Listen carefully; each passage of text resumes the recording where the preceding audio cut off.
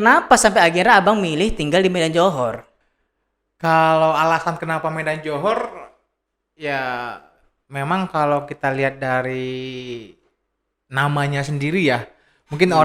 orang-orang di luar sana mungkin Johor gitu ya kan.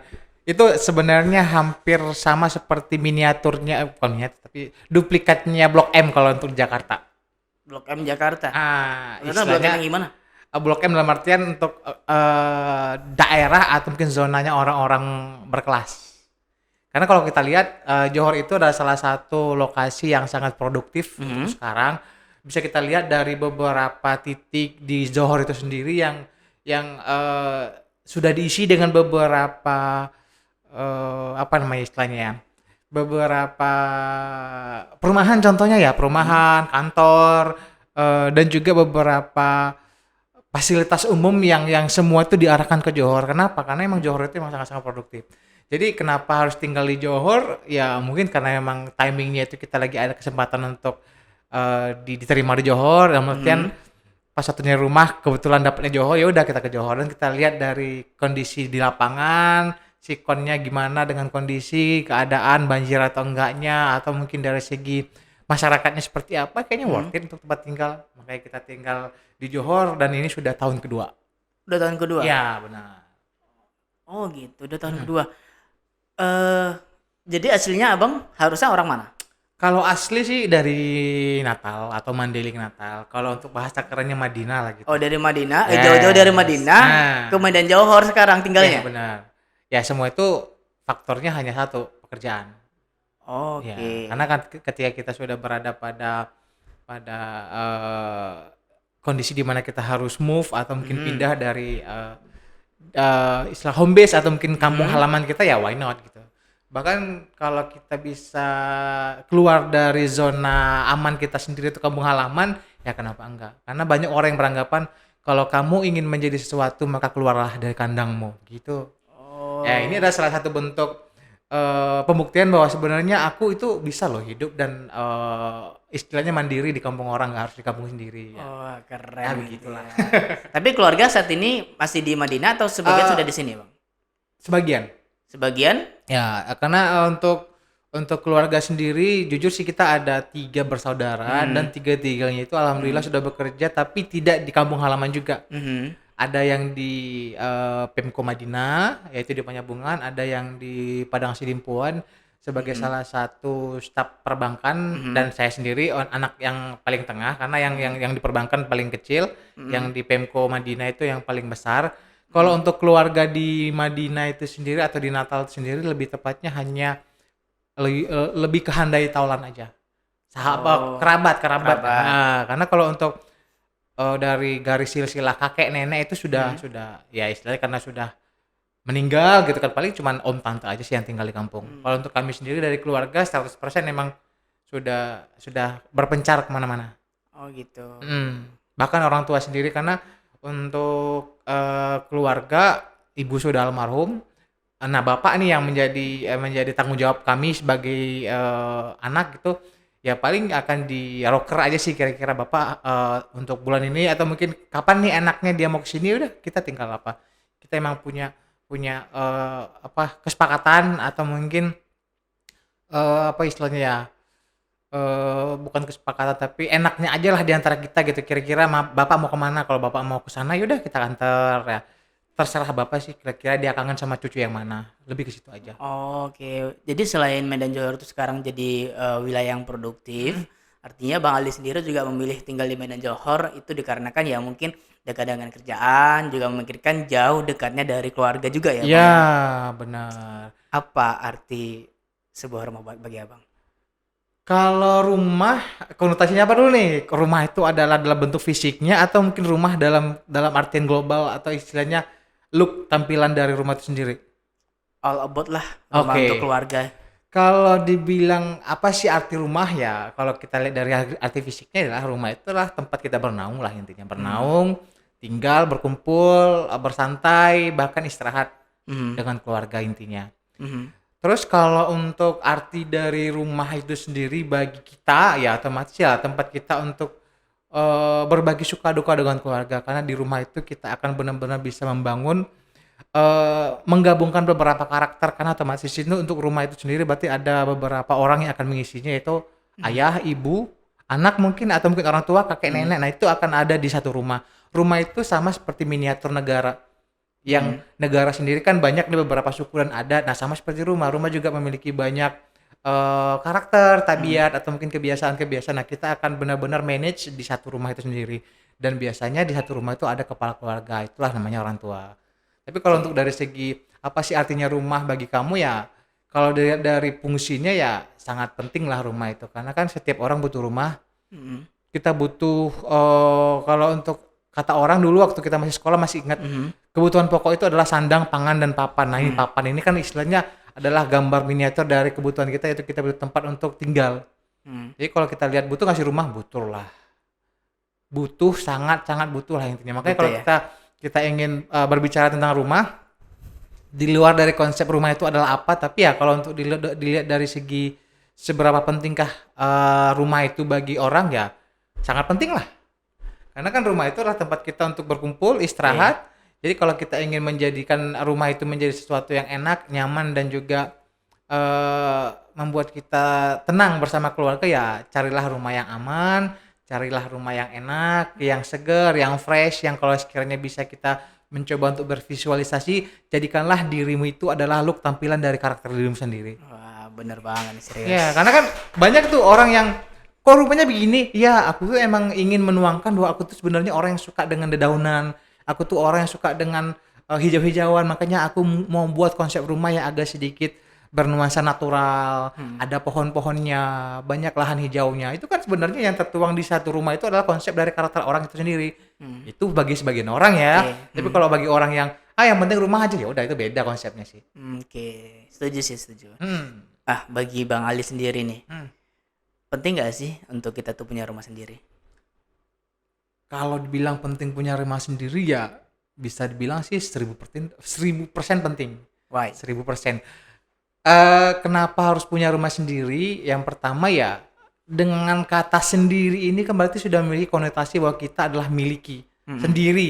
Berarti saya gitu kan, saya mhm, yang punya gitu kan. Otomatis kan mhm, dengan ada kata memiliki di rumah itu sendiri, otomatis kan kita bisa benar-benar maksimal di rumah itu. Contohnya nih, kalau kita sudah punya rumah sendiri, mau kita otak-atik, mau kita buat sekeren mungkin, mau kita buat sebagus mungkin desainnya kan otomatis tidak akan ada yang menghalangi, tidak akan ada yang menjadi penghambat karena ini sudah mhm, milik saya gitu kan. mhm, Kalau kita masih dalam tanda kutip masih ngekos atau mhm. mungkin ngontrak ya otomatis kita Atau tinggal tidak dengan akan orang tua. bisa macam-macam nih karena Mhm, kan Eee, bahkan tanda kutip ya kalau sekiranya aku mau ngecat nih istilahnya ngecat ulang, ya kita selaku orang yang cuma stay dalam dalam tempo yang tidak lama di situ otomatis harus minta izin dengan yang punya rumah.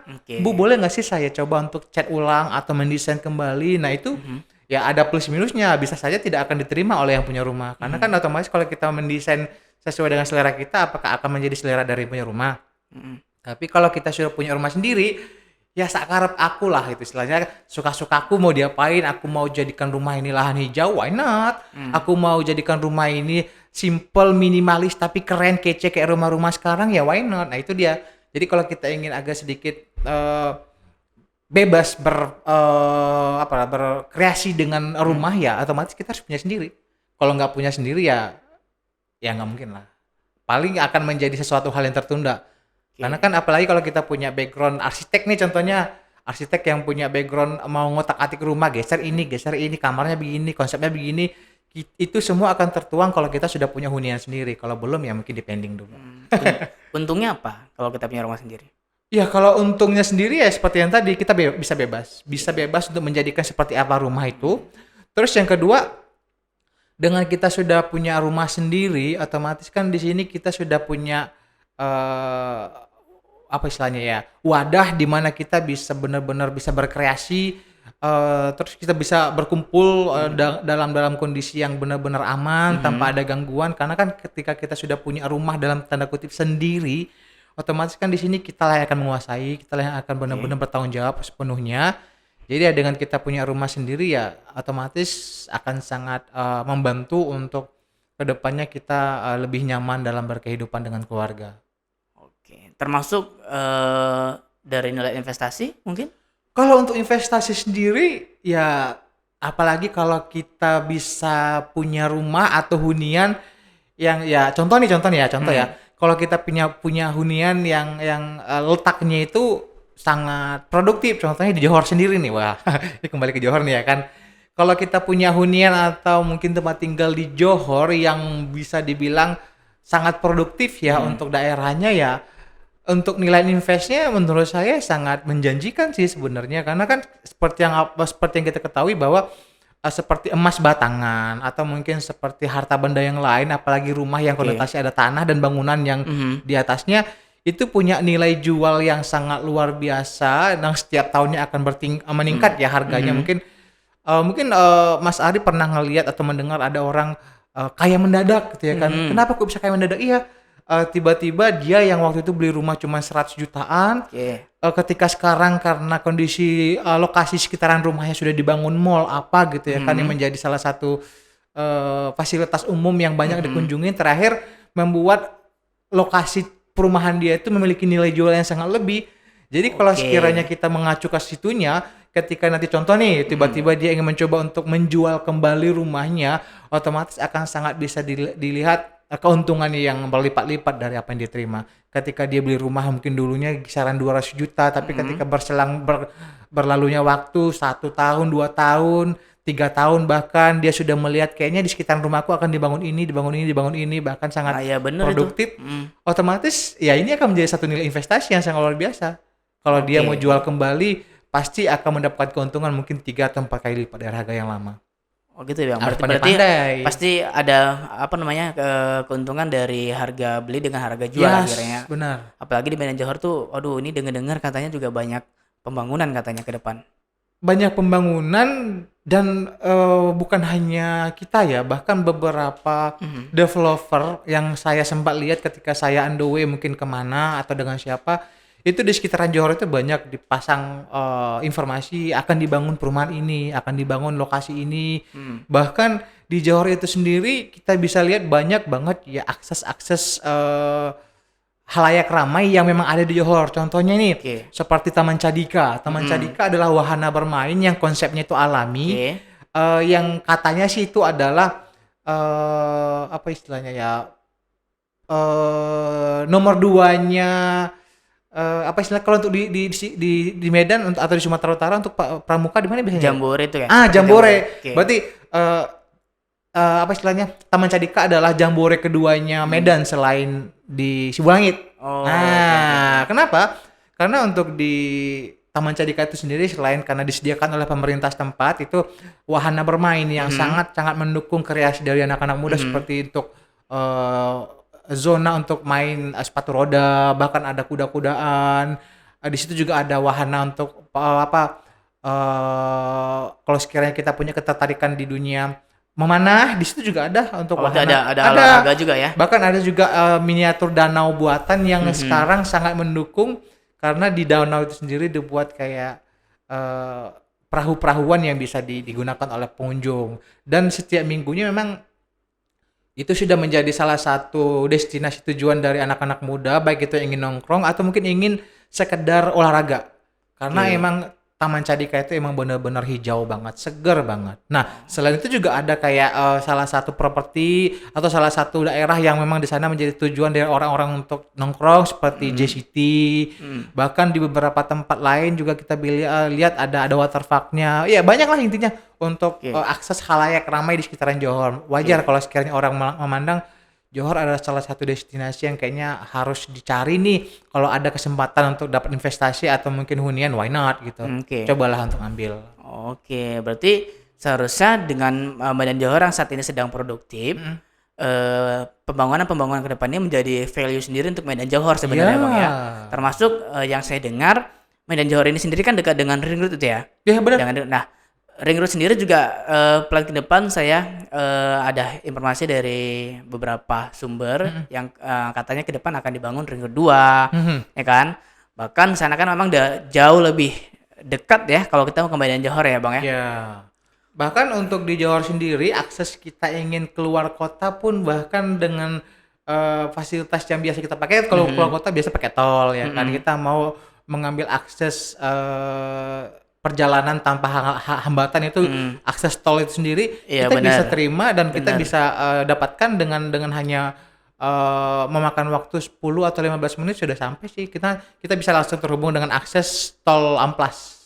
Oh iya bener Ya ya. benar. Jadi kalau kita mau dari Johor mau ke tol sendiri ya tinggal keluar dari Johornya langsung ke SM Raja langsung Amplas sudah masuk tol. Berarti kalau Medan Johor sudah sangat dekat dengan akses tol, itu artinya orang-orang Medan Johor nih yang stay di sana maksud saya, Mhm. harusnya, dekat dong untuk akses ke Bandara Kuala Namu ya? Ya, benar. Bahkan kalau kalau sekiranya kita bisa, simpulkan sebenarnya orang-orang yang ingin agar aku mendapatkan akses yang sangat sangat dimudahkan ketika, mencari rumah ya salah satunya adalah Johor. Karena Oke. Johor itu emang selain, titiknya itu bisa dibilang, masih sekitaran kota lah Mhm, istilahnya ya kan. Nah, untuk aksesnya sendiri kalau kita mau ke tol, rumah mhm. sakit, bahkan pasar tradisional, Pusat kuliner juga ada? banyak banget Banyak banget? banyak banget. Pusat kuliner, tempat kongko atau tempat nyantai anak muda Mhm, bahkan untuk kopi-kopian atau mungkin sekarang yang kita lihat banyak, kafe-kafe yang menyediakan makanan yang, bener-bener Medan banget gitu ya kan. mhm, Jadi kayak, menu mie Aceh lah atau mungkin mhm. penyet-penyetan atau mungkin menu-menu yang sekarang lagi happening itu kayak kayak seafood-seafoodan memang semua sudah tumpah ruah di sekitaran Johor. Jadi kalau Oke. kita mau hunting kuliner ya, salah satu destinasi yang mungkin bisa dijadikan apa istilahnya ya, dijadikan referensi ya Mhm. Johor. Oke. Nah, ini dari banyaknya keuntungan Mhm, kalau kita bisa punya properti atau rumah di Medan Johor, mhm, ya ini contoh nih Mas, ini Bang Aldi. Saya pengen punya properti atau rumah gitu mhm, kan. Ulang cek ya? Nah gitu. Eee, nah dari banyaknya keuntungan kalau kita punya rumah atau properti di Medan Johor, nah contoh nih saya pengen punya rumah. Nah sekarang gimana Bang Aldi caranya saya pengen punya rumah di Medan Johor tuh gimana coba? oke. Sebenarnya ya tidak harus di Medan Johor sih sebenarnya, karena Mhm, intinya bagaimana cara kita agar punya rumah lah intinya kan. Kalau mhm. untuk Medan Johor mungkin alternatif, karena kan itu kembali ke cara pemilihan kita. Kalau kita Karena mau banyak sukses juga ya keuntungan. Johor Karena ya, kan wilayah kan juga menjadi apa ya penentu. nilai penentu Eee, ya. karena selain kita rumah itu dibutuhkan untuk kita tinggal, tapi Mhm, kan di belakang itu juga kita, "Wah ini nilai investasinya bagus ya nih di wilayah ini," bener ya? benar. Gitu. Memang kalau kita ingin punya rumah ya selain kita harus memikirkan segala sesuatunya ya yang penting yang pertama itu kita siapin dulu nih plan-nya. Mhm, Rencana kita mungkin kita ini masih muda yang masih, bekerja, atau mungkin yang baru selesai atau fresh graduate dari kuliahan. mhm. Nah, mencoba untuk sedikit berpikir ke depan, "Aku mau pengen rumah nih kira-kira untuk 2 3 tahun ke depan," atau mungkin kalau kalau bisa dipotong nih nggak usah 2 tahun, mungkin setahun ke depan ya mungkin langkah awal ya dimulai dengan cara kita harus sedikit berhemat lah. Kita benar-benar fokus dengan tujuan kita, mungkin Oke. dengan cara, eee istilahnya saving dana kita yang Mhm, kita punya mungkin setiap bulan kita dapat berapa, mhm. ya diniatkan aku mau beli rumah ya, kita bisa nabung atau mungkin kita bisa persiapkan dalam bentuk, menyisihkan budget untuk bisa beli rumah ke depannya. Terus yang kedua selain kita beli rumah ketika sudah ada budget nih, terkadang kan ada orang yang, tidak ingin berhubungan dengan yang namanya perbankan, tapi dia Mhm, ingin agar duitnya ini benar-benar utuh tanpa dipegang, tapi mhm. dalam bentuk satu investasi yang benar-benar memiliki nilai jual lebih. Ya, mungkin bisa untuk sementara sebelum dapat rumah kita bisa beralih ke mungkin ke investasi emas batangan dulu Oke. contohnya, atau mungkin kita bisa alokasikan dana yang sudah kita kumpulkan menjadi salah satu nilai investasi yang bisa berkembang agar bisa menambah agar budget yang sudah kita siapkan untuk beli rumah menjadi lebih banyak lagi ya, mungkin kayak kita buka usaha atau mungkin Oh, bahkan kita bisa alokasikan ke bisnis-bisnis yang lain lah. oke. Intinya kita sudah niatkan untuk beli rumah. Nah, ketika sudah ada rencana beli rumah, sudah ada budgetnya, ya otomatis kan kita masuk ke step berikutnya ya kita tinjau dulu nih kira-kira di mana Mhm, nih lokasi yang bagus. Lokasi oke. yang benar-benar kayaknya worth it nih rumah di sini gitu ya kan. Karena kan kita selaku orang yang mungkin beda-beda ya penilaian atau mungkin Mhm, cara untuk memilih. mhm. Kalau kita ingin agar aku mau cari hunian yang benar-benar bisa memiliki akses yang sangat, mendukung nih, karena kan Oke. aku kerja di kota. Nah, Mhm, atau kalau sekiranya aku ingin cari rumah yang benar-benar bermasyarakat nih, istilahnya nggak seperti yang di rumah-rumah yang mungkin di luar sana yang ada istilah siapa lu siapa gua gitu ya kan. Oke, Karena oke. kan kita ingin agar bisa tinggal di tengah-tengah orang yang benar-benar saling menjaga silaturahmi. Oke. Ya, mungkin itu adalah salah satu poin penilaian yang harus kita pertimbangkan di daerah mana nih yang cocok. Ya, bukan bermaksud untuk ngebanggain ya, Johor salah satunya. Johor salah Johor satu. ada salah satunya di mana Wow. masyarakatnya emang benar-benar welcome. Mm-mm. Terus nilai kekerabatan sama sosialnya itu emang benar-benar dapet banget. Mm-mm. Jadi kalau kita ingin sebagai warga atau masyarakat ketimuran yang ingin agar tetap bersilaturahmi, bertetangga, karena tetangga itu adalah sebenarnya keluarga nomor satu selain keluarga yang sebenarnya. Oke. Ketika kita ada masalah atau mungkin kemalangan, yang nolong duluan sebenarnya bukan keluarga kandung, tapi lebih tepatnya tetangga yang di sebelah rumah. Oke. Nah, kekerabatan ini bisa kita terima dengan kehidupan sosial yang sangat baik itu ada di Johor. Oke. Nah, selain kita meninjau dari sisi masyarakatnya, kehidupannya, terus dari segi geografisnya apakah banjir atau enggak, worth it Benar-benar. atau Wah, enggaknya. itu penting Bang, serius. Iya bener, apakah kondisinya itu emang benar-benar bagus nih untuk dijadikan sebagai hunian. Nah, ketika sudah kita dapatkan nih untuk titik yang bagus itu untuk dijadikan tempat tinggal, ya baru kita coba hunting perumahan apa sih yang cocok gitu. Oke. Nah, ketika kita sudah dapat perumahan yang sangat bagus, ya contohnya mungkin dari segi stylenya, looknya, atau mungkin ide pembangunan yang dituangkan dalam bentuk bangunannya emang benar-benar cocok dengan kita sendiri ya, mungkin kita bisa jadikan referensi. Oh, ini bagus nih rumahnya gitu ya kan. Terus di pinggir jalan. Apalagi kalau kita bisa dapat perumahan yang di pinggir jalan, di tengah-tengah masyarakat ramai, Harga terus yang murah. Harga yang murah. Terus satu lagi akan menjadi nilai lebih kalau sekiranya depan rumah kita itu emang benar-benar dilewati sama akses umum. Contohnya? Ya seperti angkutan umum, seperti angkot yang Oh iya yang- bener tuh. Ya, bener. jadi ketika kita punya rumah yang di dalamnya itu atau di sekitarnya itu dilewati sama akses umum seperti angkot. Jadi ketika kita ingin dikunjungi oleh keluarga mungkin dari luar kota atau mungkin bagi keluarga kita yang ada di sekitaran Medan tapi agak jauh, contohnya di Tembung atau mungkin di daerah sekitaran Sukarame, ingin main-main nih ke rumah kita, mungkin teman yang ingin mampir ke rumah kita, dia tidak akan diribetkan dengan harus dengan harus mencari, ya mungkin memang sekarang sudah menjadi fasilitas tambahan yaitu apa istilahnya ya, jasa transportasi online ya. Yaitu seperti yang sekarang kita lihat ada itulah pokoknya. Yang transportasi online. Nah, tapi kalau sekiranya kita tidak harus memilih itu tapi lebih ke transportasi masyarakat seperti angkot yang mungkin lebih dari segi harga akan lebih sangat Lebih ekonomis bersahabat, beneran. lebih ekonomis, ya why not gitu. Ya kalau sekiranya kita bisa ke sananya atau ke rumah kita tanpa harus menggunakan aplikasi jasa transportasi online itu, tapi bisa dengan angkot aja, mungkin harganya mungkin bisa 3 atau 4 kali lebih murah, ya why not. Itu sangat membantu. Angkotnya ada? Ada dong. Angkot berapa? Kalau untuk di sekitaran Johor itu ada akses transportasi umum angkot 36 kalau nggak salah. 36 itu dia aksesnya kemana? Wah, ini kita endorse angkotnya nih. Kalau untuk Iya kan? angkot 36 itu sendiri itu akses atau lainnya itu dari Berizin ke Tamso. Oke. Berizin ke Tamso langsung dia ngelewatin titik ke pasar Pasar Simpang Limun. Oke, Pasar Simpang Limun. Pasar tradisional Simpang Limun. Oke. Simpang Limun kita sudah masuk di zonanya SM Raja tuh, SM Raja. Benar. Nah, kita akan langsung diarahkan lurus sampai ke daerah Yuki Subang Raya atau Masjid Raya. Oke, terus kemudian Johornya? Kalau untuk kemudian Johornya itu emang benar-benar dilewati semua. Jadi kalau kita mau agar dimudahkan dengan rute seperti dari Tembung ke Johor, dari SM Raja ke Johor, dari Simpang Limun atau mungkin dari Dene ke Johor, ya itu bisa menggunakan angkot 36 itu sendiri. Nah, ke Johor ini angkotnya itu dia di jalan besarnya atau bisa masuk ke jalan-jalan tertentu? Sebenarnya jalan-jalan tertentu. Ah. Nah, untungnya kebetulan saya tinggal di salah satu titik di mana rute dari angkot 36 itu sendiri dilewatin sama angkot ini. Jadi ketika kita mau keluar ya enak lah, Udah tinggal mudah ya, duduk. Bang, ya? Tinggal duduk udah mau kemana gitu, sok silakan gitu. Oke, contohnya jalan apa Bang? Yang mau Jalan ke Bang? Sidodadi. Jalan Sidodadi itu dilalui sama angkot. Iya, Oke. dilewatin Jalan Sidodadi Kasurya itu dilewatin sama akses umum angkot itu sendiri. Oke. Jadi kalau kita mau ke SM Raja dari Johor ya sok silakan gunakan akses untuk transportasi angkot 36 itu, akan sangat membantu. Oh, berarti untuk teman-teman atau Bang Ali sendiri yang saat ini kan tinggal di Medan Johor, itu di sekitaran Jalan Sedudadi. Mau kemana-mana gampang dong. Gampang dong. Iya kan? Keluargamu datang gampang dong. Oh, gampang Berarti angkat banget. udah lewat Jalan Sedudadi. Iya.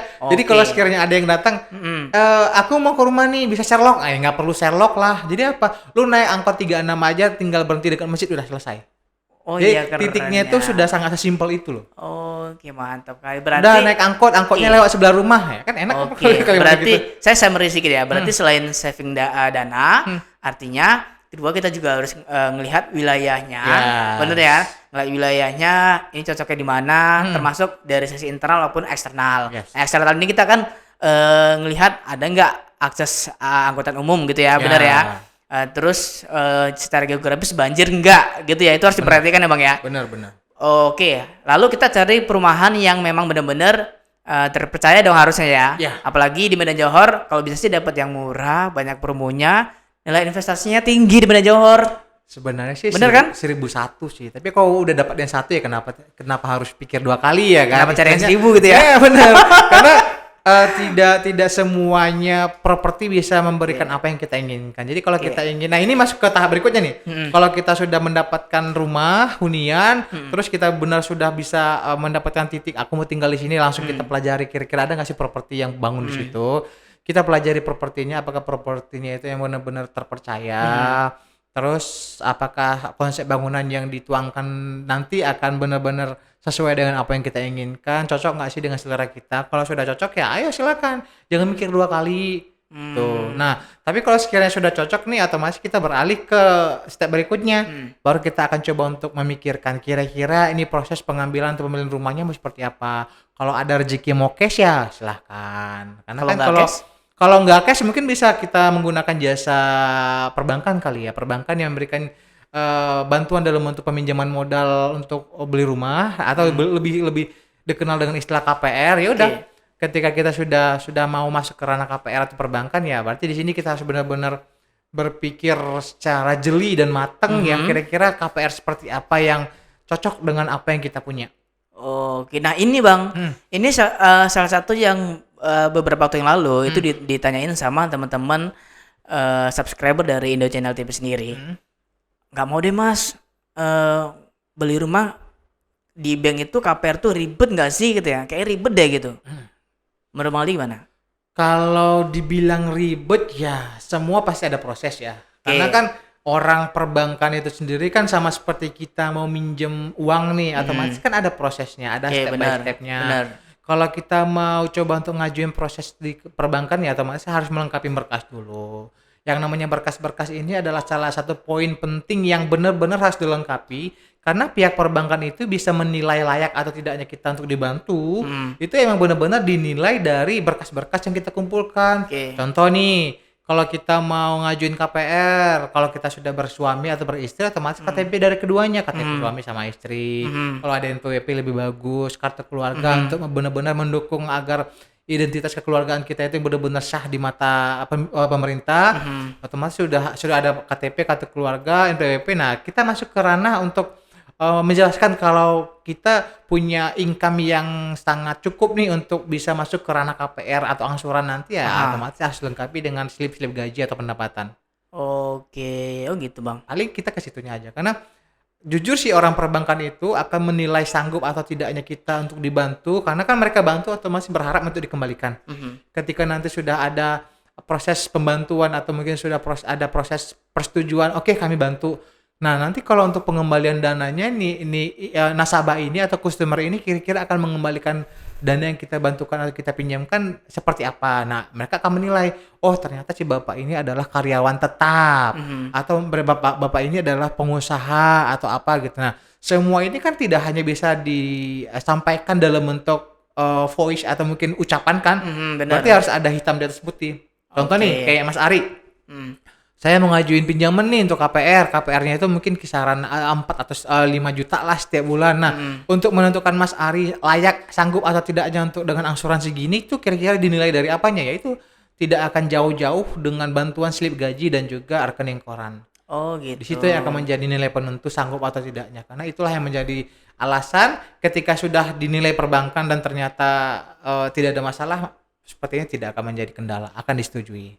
Oke. Nah, ini berkaitan dengan gaji. Hmm. Kalau yang seperti maksudnya gini, berkaitan dengan gaji, Hmm.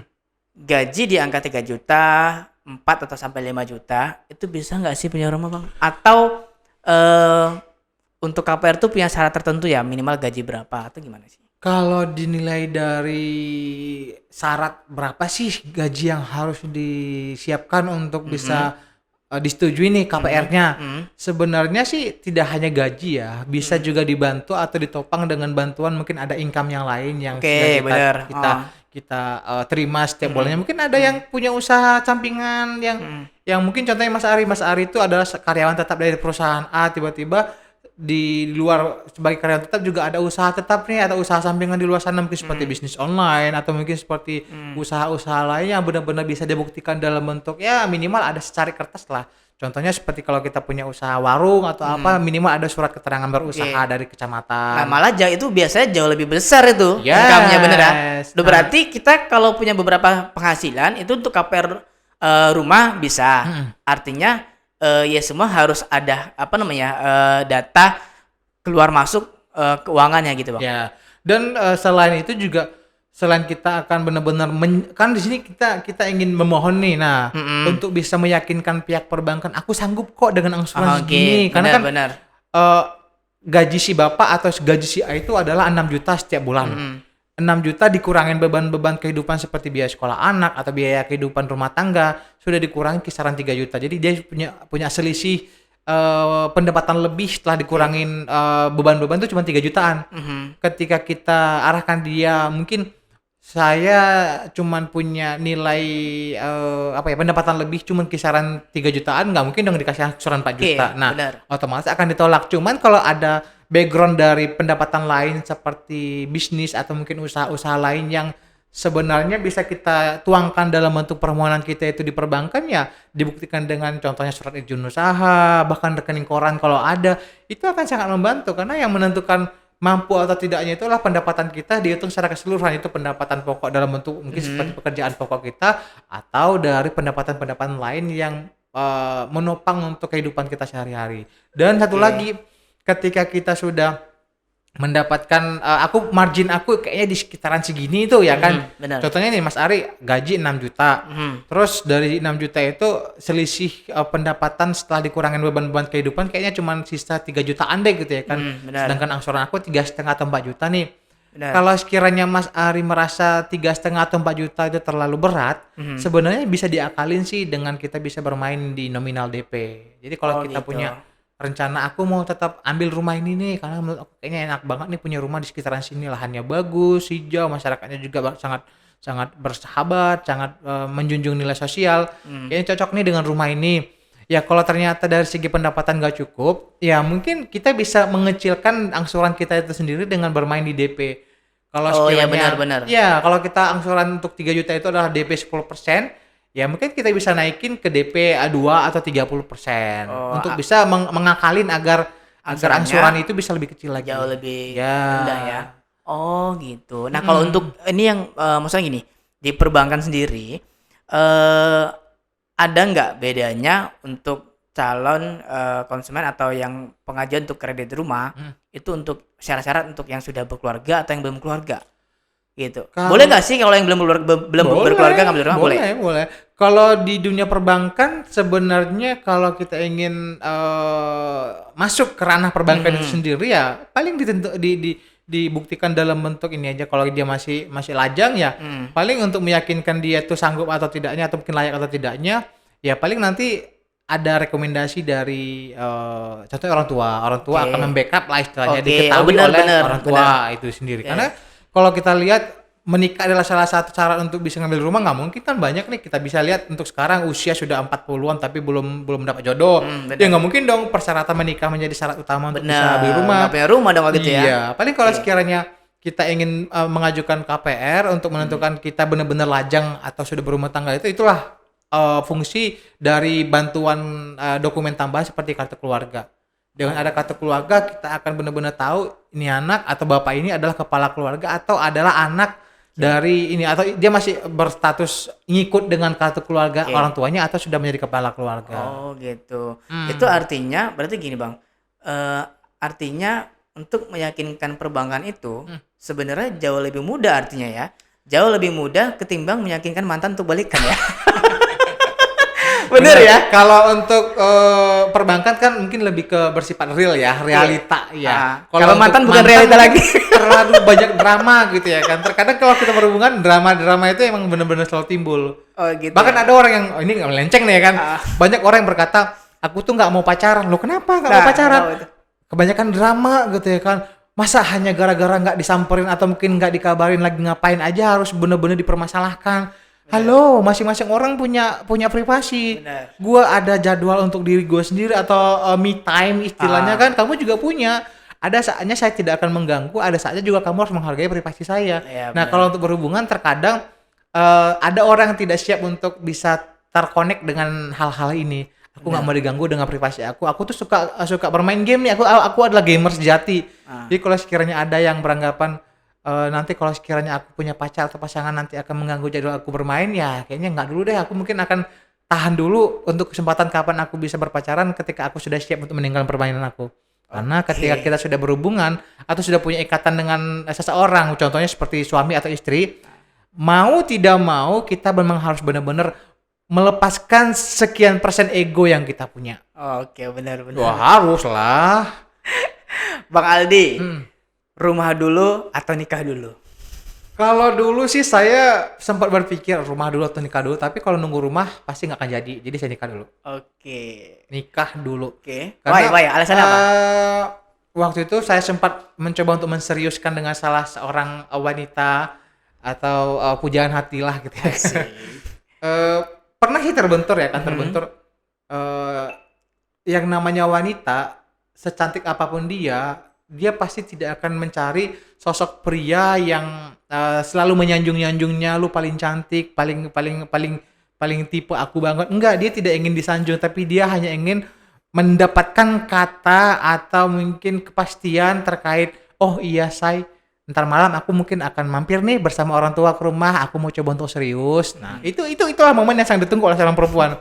Jadi wanita itu adalah sosok yang sangat misterius, makhluk Tuhan paling misterius, di mana secantik apapun dia tidak akan pernah menggubris terkait seberapa terkenal, seberapa kayanya atau seberapa luar biasanya seorang pria, karena yang dia butuhkan hanyalah sosok seorang pria yang mampu untuk berkata, will you marry me? Itu momen yang dia tunggu. Oh iya, asik sekali. Iya benar.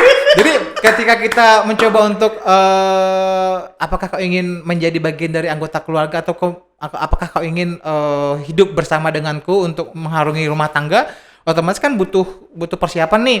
Kalau sebagian orang bilang, lo udah umur berapa nih kok belum married gitu ya kan? Iya, gue nggak mau nih. Nanti kalau sekiranya married nanti untuk ngasih makan anak orang pakai apa gitu ya? Karena itu adalah salah satu permasalahan yang sering menjadi momok yang menakutkan nih bagi setiap cowok nih istilahnya. Karena kalau untuk cewek kan lebih ke menerima ya kan. Kalau untuk si cewek lebih menerima, kalau untuk cowok kan lebih ke action. Dia adalah kepala keluarga. Jadi kalau ada orang bilang kapan nih nikah, ntar dia punya rumah dulu, ntar dia punya usaha dulu, atau ntar dia punya bisnis dulu, hello gitu. Karena jujur ya, apa yang kita siapkan itu tidak akan menjadi sesuatu kalau sebenarnya kita tidak mendapatkan tekanan yang sangat luar biasa. Contohnya begini, ketika kita mau punya rumah atau ketika kita mau coba untuk membina rumah tangga, ketika kita sudah punya tanggung jawab, pasti nilai tekanan untuk serius, bekerja dengan luar biasa keras, atau mungkin benar-benar ikhtiarnya itu lillahi ta'ala itu akan lebih maksimal ketika kita sudah punya tanggungan. Oke, benar. Karena kalau kita mikir, entar deh nunggu punya rumah dulu, kapan? Benar sih, benar. Nah, tapi gini Bang Aldi, kalau Bang Aldi mikirnya itu punya harus nikah dulu ya, kita ngelihat dari beberapa masalah mungkin di lingkungan sendiri kan, banyak juga kok yang orang yang belum yang sudah menikah belum punya rumah juga akhirnya maksudnya gini ya, pasti ada risknya lah, pasti ada risiko gitu kan. Risiko termasuk yang pertama mereka mau tinggal di mana, kedua biasanya kan orang berumah tangga kan punya privacy kan gitu kan. Nah, secara logika kalau kita pengen berumah tangga nggak ada rumah, berarti jadinya tangga dong. Kalau kita lihat dari segi seberapa pentingnya rumah dulu baru kita berumah tangga, itu juga konsep berbeda ya kan. Atau ada plus minusnya ya semuanya. Ada plus minusnya. Jadi kalau kita bisa mengikhtiarkan untuk aku harus berani nih, berani untuk memulai tanpa harus menunggu sesuatu yang menurut aku penting. Karena kan orang bilang aku tuh harus punya rumah dulu nih baru nikah gitu kan. Nggak masalah sebenarnya. Oh, nggak apa-apa gitu kan. Tapi kalau kita tidak terlalu bisa mengusahakan untuk punya rumah itu dalam waktu setahun 2 tahun, ya kita harus nunggu seberapa lama gitu. Tapi Iya, kalau benar. kita bisa eh kita sudah ada nih pasangannya juga sudah ada istilah kode-kodeannya, kapan nih kira-kira kita mau ke langkah atau ke jenjang yang serius. Kalau kita bilang aku menunggu rumah dulu, kalau sekiranya sudah ada gambaran, contohnya seperti Mas Ari, sudah ada tambungan, sudah ada plan budget yang sudah disiapkan, bahkan sudah ada gambaran, kayaknya cuma tinggal 20% lagi nih agar bisa masuk ke rencana kita untuk beli rumah, itu mungkin bisa. Tapi kalau Oke. sekiranya masih di 0%, masih belum ngapa-ngapain, tapi mau menjadikan agar rumah itu menjadi salah satu alasan nggak nikah, kayaknya sangat disayangkan. Sangat sayang Karena ya. yakinlah bahwa ketika kita sudah punya tanggungan, Mhm. istri lah contohnya, Mhm. sebenarnya itu akan menjadi salah satu alasan rezeki kita itu akan ditambah. Oke. Jadi yakinlah ketika wahai para jombloan-jomblowati, ketika Anda masih belum punya sesuatu, yakinlah bahwa ketika Anda serius dengan hubungan Anda, Tuhan punya cara untuk bisa memberikan kamu rezeki. Jangan sempat harus terpotong atau terpending rencananya hanya gara-gara nggak punya rumah atau nggak punya ini, itu mah bisa diusahakan. Ya, ikhtiar berdua itu lebih enak kalau ketimbang sendiri. Nah, gitu dia. Oke, Bang Aldi. Seru banget. Ini nanti semoga ini ya inspiring banget ya. Nanti kita share ke teman-teman yang kemarin banyak tanya ya untuk teman-teman Indo Channel TV. Ya, mudah-mudahan ini bermanfaat. Kita ketemu di podcast selanjutnya. Thank you ya Bang Aldi. Thank you.